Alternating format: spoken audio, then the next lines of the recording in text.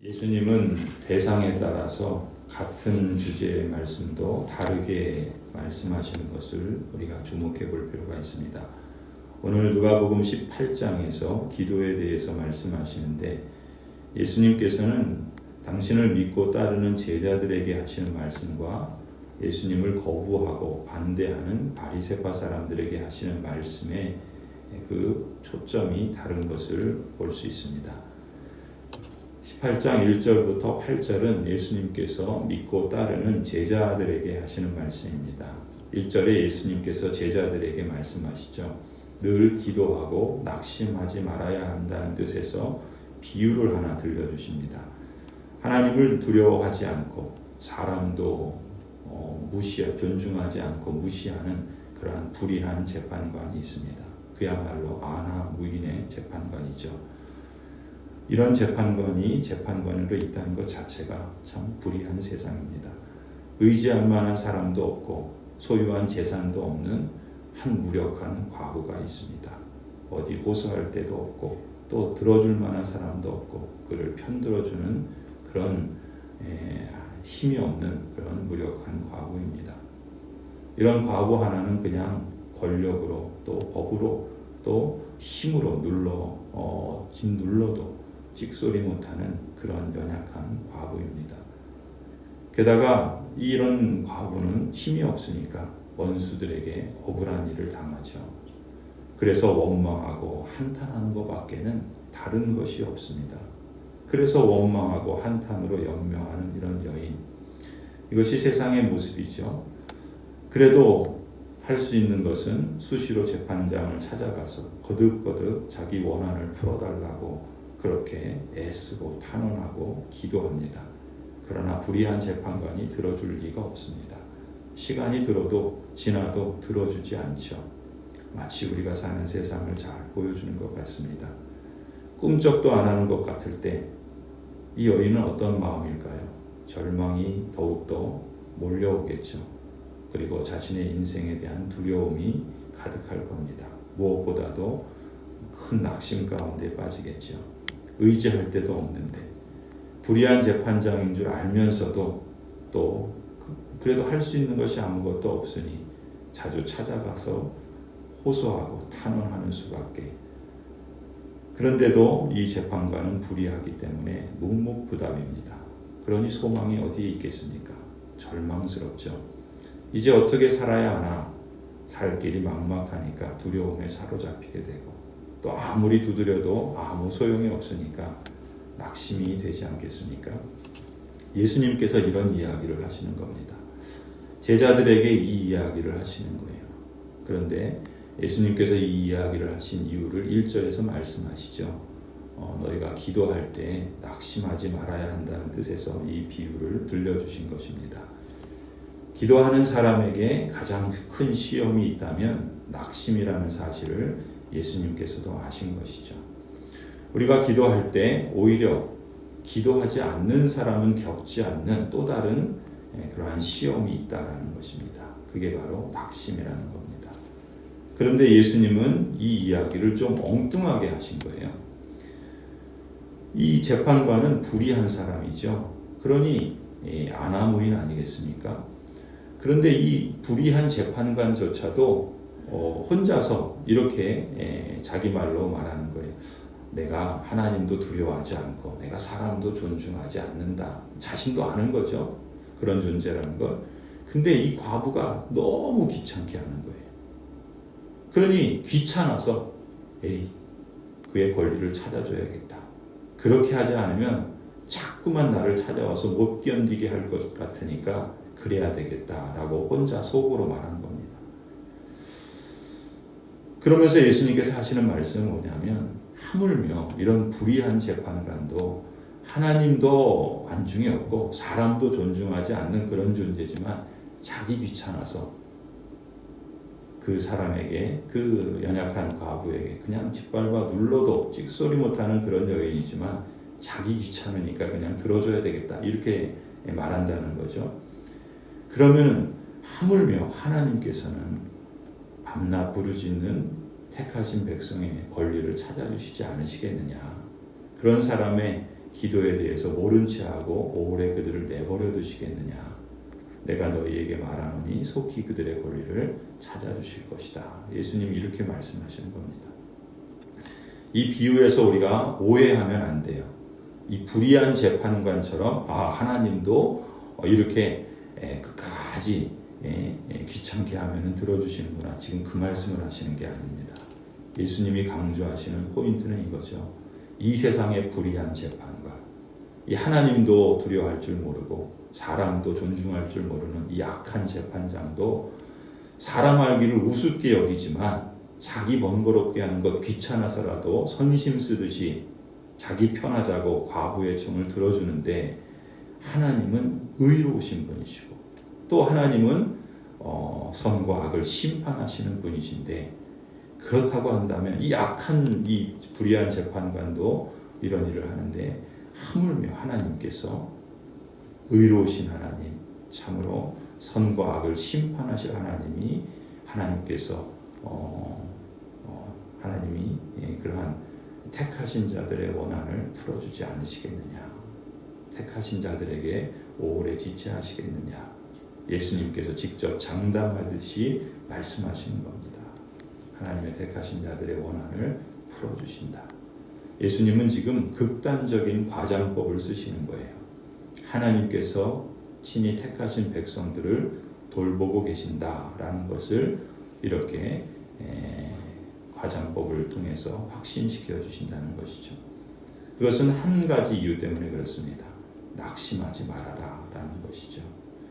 하나님의 나라와 주님의 심판의 날을 소망하는 그리스도인은 불의한 세상, 하나님도 두려워하지 않고 사람을 무시하는 이러한 불의한 재판관은 뭐하는 사람입니까? 의로운 일을 행하도록 하나님이 세우신 사람들인데, 그런 사람이 하나님도 두려워하지 않고 사람도 존중하지 않고 법을 따르지도 않으니 이 세상이 어찌 돌아가겠습니까? 그런 세상에서 하나님을 두려워하고 또 하나님이 기뻐하시는 삶을 살아가려고 하면 필연 고통 속에 있을 수밖에 없겠죠. 그래서 신자들이 하나님께 기도할 때 이 사람을 무시하고 하나님을 두려워하지 않는 세상에서는 낙심할 수밖에 없다라는 것입니다. 하나님께서도 그걸 아신다는 것이죠. 그러나 그럼에도 불구하고 낙심하지 말아라. 하나님께서 그걸 다 보고 계시고 또 하나님이 심판하실 것이다. 그리고 하나님께서 택하신 백성들의 기도에 하나님의 뜻을 따라 선하게 응답하실 것이다 라는 말씀을 하시죠. 또 한 가지 우리가 이 8절에서 주목할 것은 이 점입니다. 인자가 오실 때, 인자는 사람의 아들 즉 예수 그리스도께시죠. 예수 그리스도께서는 우리가 사도신경에서 고백하는 것처럼 하늘로부터 이 세상을 심판하시기 위해서, 모든 사람 심판하기 위해서 오실 것이라 말씀합니다. 그런데 그 인자가 올 때 이 세상에서 믿음을 찾아볼 수 있겠는가 탄식하면서 말씀합니다. 낙심하지 않고 기도하는 믿음의 사람은 드물고 그저 자기가 바라는 것만 구하면서 하나님의 때를 인정하지 않는 이 성마른 기도, 두 마음을 품고 하는 기도만 가득한 이 세상, 교회와 신자들에게서도 이런 모습을 보시며 과연 인자가 오실 때 이 세상에서 제대로 된 참된 믿음을 찾아볼 수 있겠느냐, 예수님께서 탄식하시는 것이죠. 이 악한 세대에 믿음의 기도 없이도 잘 살 수 있다고 생각하는 것은 믿음이 아니죠. 7장에서 인자의 날을 보기를 원하나 보지 못할 것이라 말씀합니다. 그렇기에 언제 올까? 진짜 올까? 낙심하지 말고 깨어 기도하라 말씀하시는 것이죠. 이어지는 9절부터 14절까지는 이제 바리새파 사람들을 대상으로 하시는 말씀입니다. 그들은 자신이 의롭다고 믿고 있는 사람들이에요. 자신은 종교 지도자들이고 또 자신들은 하나님을 잘 경외하는 사람들이라 그렇게 믿는 사람들이죠. 그러나 우리가 또 예수님의 말씀과 행위를 통해서 알 수 있는 것처럼 이 사람들은 속으로는 자신을 의롭다고 자랑하고 정작 하나님의 뜻을 거부하면서 예수님을 멸시하고 죽이려고 했던 사람들이죠. 그런 바리새파 사람들을 모르실 리가 없죠. 예수님께서 그 사람들에게 말씀하시는 것입니다. 그 강조점이 다르죠. 11절 12절을 보시면 이 바리새파 사람들은 윤리적으로나 종교적으로나 사람들이 볼 때 참 좋은 면모를 보여주고 있습니다. 바리새파 사람은 서서 기도하죠. 혼잣말로 이렇게 기도합니다. 하나님 감사합니다. 나는 남의 것을 빼앗은 자나 불의한 자나 간음하는 자와 같은 다른 사람들과 같지 않으며 더구나 이 세리와는 같지 않습니다. 나는 일에 2번씩 금식하고 내 모든 소득의 11조를 바칩니다. 이 사람들은 상대방을 보면서 저 사람들처럼 빼앗지도 않고 저 사람들처럼 불의하지도 않고 저 사람들처럼 간음하지도 않은 의로운 사람이다 라는 것을 혼잣말로 하나님 앞에 자랑하고 있는 겁니다. 저런 죄인들과 같지 않다는 것이죠. 종교적으로도 금식하고 11조도 바치고 이렇게 자신이 의로운 사람인 걸 하나님 앞에서 뻔뻔하게 그 입을 놀리고 있는 겁니다. 어찌 보면 사람들이 볼 때 의로운 사람처럼 보이겠죠. 그 바쁜 일상 중에도 하루 3번 기도하고 일주일에 2번 월요일과 목요일에 금식하고 모세 율법이 정한 11조 규례를 훨씬 능가할 정도로 모든 재산에 대한 11조를 실천하는 사람들이니 바리새파 사람들처럼 야 저렇게 사람들이 볼 때 종교적으로 존경할 만한 그런 사람이 어디 있겠습니까? 더군다나 그들의 기도를 보면 감사를 표현하고 있지 않습니까? 하지만 14절을 보면은 이 바리새파 사람들에 대한 예수님의 평가는 사람들이 흔히 생각하는 것과는 전혀 딴판이죠. 예수님 말씀합니다. 내가 너희에게 말한다. 의롭다는 인정을 받고서 자기 집으로 내려간 사람은 저런 바리새파 사람이 아니라 이셀이다. 누구든지 자기를 높이는 사람은 낮아지고 자기를 낮추는 사람은 높아질 것이다 라고 예수님 말씀합니다. 무엇이 바리새파 사람들의 문제였을까요? 그 이유를 우리는 본문에서 바리새파 사람들에게서 몇 가지 특징적인 면을 주목할 필요가 있습니다. 11절을 보면은 바리새파 사람들은 서서 혼잣말로 기도하죠. 만일 이 바리새파 사람들의 모습을 연기자가 그 연기를 해보라고 한다면 아마도 그는 자신의 행동을 돋보이기 위해서 눈에 띄는 장소에서 사람들이 다 볼 수 있도록 기도하는 모습을 재현해 줄 것이라 생각할 수 있습니다. 또 그 기도의 내용을 보면은 표현은 감사를 말하는 것 같지만 그의 속마음은 시종일관 자기를 자랑하는 것밖에는 다른 것이 없죠. 사람들이 듣기에, 사람들이 보기에 존경할 만하고 부러움을 살 만한 그러한 내용들과 그런 모습을 보여주고 있습니다. 그러니 사람들은 그런 겉모습만 보고 야, 참 멋진 종교인이다, 멋진 지도자다 추앙하고 박수를 치고 그를 따르겠지요. 때마침 바리새파 사람이 자신을 자랑하고 의의를 돋보이고 딱 그러고 있는데 그것과는 정반대되는 자기를 자랑하기 딱 좋은 그런 사람이 나타난 겁니다. 바로 세리죠. 바리새파 사람은 그 세리와 자신을 비교합니다. 그러면서 더욱더 자신의 의로움을 강조하지요. 하나님과 자신과의 기도에 집중하는 것이 아니라 기도를 듣는 딴 사람들을 의식하면서 딴 사람들을 바라보고 쳐다보면서 기도하고 있는 거예요. 이처럼 바리새파 사람에게 기도는 하나님과의 대화나 하나님의 뜻을 구하는 것이 아니라 자기의 자랑이고 자기의 의로움을 부각시키는 자기를 그저 그렇게 드러내는 수단에 불과했던 것입니다. 종교인들이 기도를, 구제를, 말씀을, 예배를 그런 식으로 사용하고 있는 거예요. 이런 믿음의 실천이 실제로 하나님에 대한 바람직한 신앙적 헌신이어야 함에도 불구하고 바리새파 사람들은 종교적 행위들을 온통 자기의 의로움을 자랑하는 그런 수단으로 전락시키고 그걸 사람들 앞에서 자랑하고 그런 종교적 교만으로 그런 종교적 실천들마저 그 본질마저 퇴색시키고 마는 것이죠. 바리새파 사람들이 기도하는 모습을 예수님께서 말씀하시는 겁니다. 그리고 예수님은 세리가 기도하는 모습과 그 내용에 대해서 말씀하시죠. 성도 여러분, 이 이야기를 들려주시는 예수님은 지금 무엇을 말씀하고 싶으신 걸까요? 여러분이 만일 하나님의 입장에서 바리새파 사람의 기도를 듣는다면 여러분은 어떻게 반응하시겠습니까? 이것은 성경 속에 예수님 당시의 모습이 아니라 오늘 우리가 살아가고 있는 현실의 모습과 너무나도 맞물려 있지요.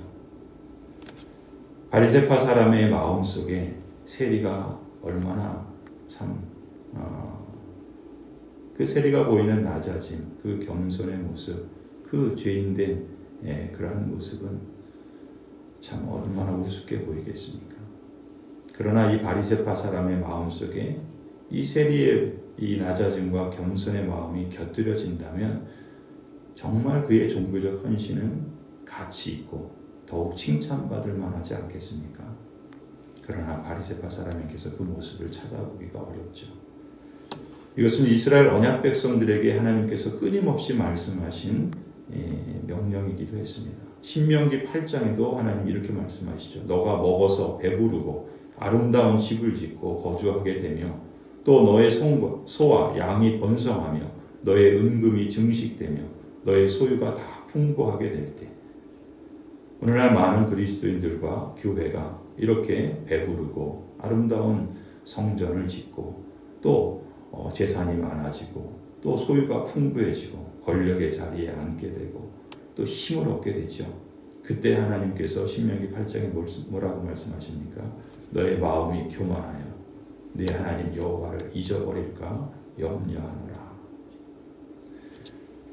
성도 여러분, 우리가 누리는 여러 가지 하나님의 복, 영적인 복, 물질적인 복, 건강의 복, 또 마음의 복, 관계의 복, 더 이상 우리의 교만을 이런 복들이 충동하지 못하도록 우리 마음을 지키는 것이 우리의 일상생활에서 영적인 발전을 나타내고 그리스도인다운 삶을 세우는 길이라는 것을 늘 잊지 않아야 하겠습니다.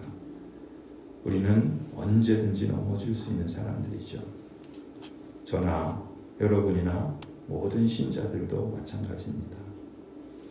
넘어지지 않도록 깨어있기 위해서 우리 마음에 무엇보다 하나님에 대한 태도에서 이 말씀을 기억하기를 바랍니다. 고린도전서 4장에 말씀합니다. 누가 너를 남달리 구별하였느냐? 너에게 있는 것 중에 받지 아니한 것이 무엇이냐? 너가 받았은즉 어찌하여 받지 아니한 것 같이 자랑하느냐? 오늘 말씀에서 예수님께서는 우리가 기도하면서 하지 말아야 할 것을 각각 말씀하십니다. 사순절을 보내며 우리는 믿음의 도전을 행하고 있습니다. 이러한 믿음의 도전 가운데 참된 발전하는 모습을 나타내고자 할 때 오늘 이 말씀이 우리의 실천을 온전한 길로 또 하나님이 기뻐하시는 길로 나아가는 그러한 표준이 되기를 간절히 소원합니다.